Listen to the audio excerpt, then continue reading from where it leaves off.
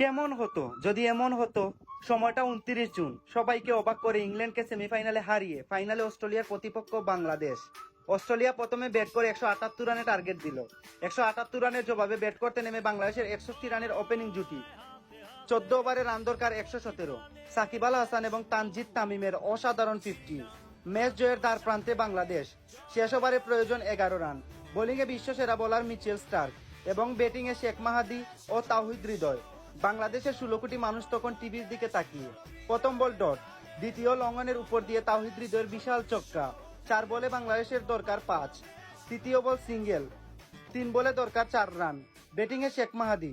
চতুর্থ বলে আবারও ডট, 2 বলে দরকার 4 রান। পঞ্চম বল নিয়ে দৌড় শুরু করলেন স্টার্ক। ব্যাটিংয়ে শেখ মাহাদি।